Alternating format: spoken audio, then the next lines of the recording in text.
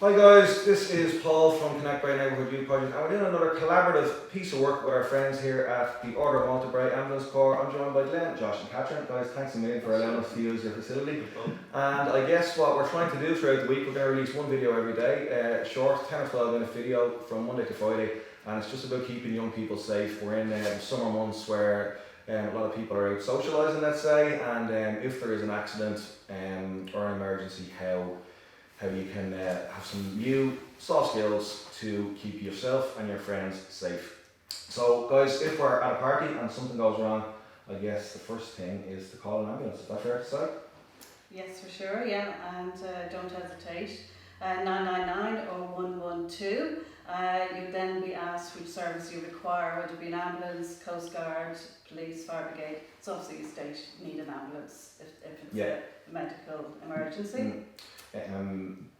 If a young person, I'll move over to you Josh there in the middle, is under 18 and young, and calls an ambulance and they're under the influence of alcohol themselves, is that a big thing? Can they get in trouble for that? No, I mean the whole purpose of the paramedics turning up is to help whatever's going on. It's completely non-judgmental, and whatever they've consumed, it's more beneficial if you just tell them exactly, as opposed to maybe saying it's alcohol and in fact it was some drugs or something. There's various loads of medications that paramedics and doctors and hospitals can give, so it's more important that we just know exactly what you've taken. Absolutely, yeah. And Glenn, one of the questions I was going to ask you is what kind of questions will you be asked on the phone? So when you initially ring 999, they're gonna have your mobile number. So you go through a system where you're requesting either the fire, ambulance, or the Gardaí. When you get put through to the call centre in either Tara or Ballyshannon in Donegal as part of the ambulance service, you'll be asked to repeat your mobile number. So this kind of spooks a lot of people out at first of whether they want my mobile number. Yeah. The simple reason for this, if you happen to get cut off or they need to get back in touch with you because the ambulance can't find you, it's important that they have that number there and a name just to go with that. They'll start off by asking what's going on with the patient. They'll ask drawing as many details as they can. Is the patient breathing? Is the patient conscious? Things like that. We're talking about bleeding or seizures or something like that. They want to try and get as much details as possible so they can pre-alert the ambulance en route to the call. Yeah. One of the things we always hear about is the recovery position, and even like among young people that we would work with. So what would happen if somebody gets knocked out? The first thing a young person will say is recovery position. They don't understand what it is or how it works, but recovery position is always what they say. Do you just want to go through what it is and how it kind of works? sure, yeah. So the recovery position is just a position that we put patients in before more help can arrive. But we got to be careful with the recovery position. So someone that's been knocked out, that's fair enough, but kind of like the mechanism behind that. So if someone say had a fall off a large building or something like that, or they've been involved in a car accident, we don't put them in a recovery position. We just kind of leave them as they are because of the risk of moving them and doing more damage to their neck or their spinal cord. But the likes of someone that's just passed out or something like that, it's just a safe position to keep them in. That keeps their airway open. That stops the chance that they're vomiting and breathe it back in. It just keeps them nice and safe on the ground till help arrives. Yeah, and there'll be a lot of young people at parties where there's maybe alcohol or maybe some other substance involved. Is that recovery position suitable for someone has just literally consumed too much of whatever they've consumed and they've just passed out?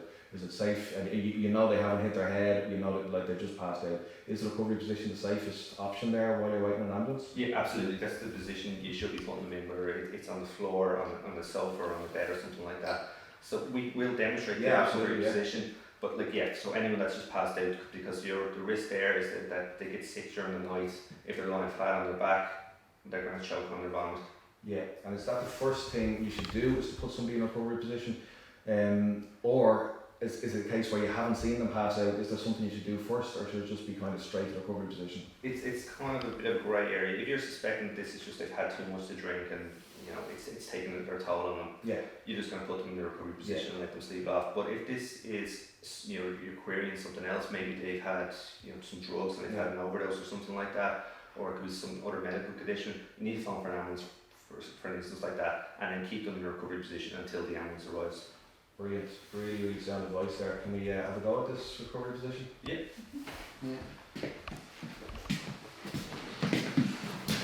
So Josh, you're the man down. Right. So we say Josh has had a few Yeah. too many to drink. Yeah. So the first thing to do, we're going to put one arm up like this, Yeah. just up to the side of the head. We're going to get his other hand down like this, and kind of put it across the jaw like that. We'll raise this leg up like this, and that will allow us to roll Josh Yeah. towards us like that. So we get a good grip, roll him over nice and easy. As he rolls over like that, we straighten this leg back out, and all we do now is just tuck the head back like that. So that opens the airway. That opens the So airway, if you yeah. got sick during the night like that, no bother at all. Cool. If you're putting someone into bed or something like that, you can just put a couple of pillows behind him as well, and that's Make just going sure to you roll stabilise onto his back, so they don't yeah, roll so actually back over again. Should you always start from scratch in the recovery position, or if someone's face down when they passed out, should you just kind of move them into a position like that, or should you always kind of The main important thing here is just to have them on the side. on the side? If you want to protect the airway, so Yeah. they open up the head like that, he's got good airflow there, and of course if he gets sick, it's not going to compromise the airway in It's any not way. going to fall And back look, down. he's not going anywhere there. From the way his legs are, you know, the way his hands are crossed over Yeah. on this side, he's fairly stable. And brilliant, and you just put something behind him, obviously, as you say, so he doesn't slip back onto his back where something could fall back down the airway if he that's gets it. sick or whatever. So you're just trying to protect him from harm here. Absolutely brilliant. So that's the recovery position, guys. Really important information there from the guys here at the Order of Malta Bray. Thanks a million, Josh, for getting down there. I think that's our first video done and our first piece of advice, guys. Thanks a million. We will join you tomorrow for another video, and we'll see you then. Thanks, guys.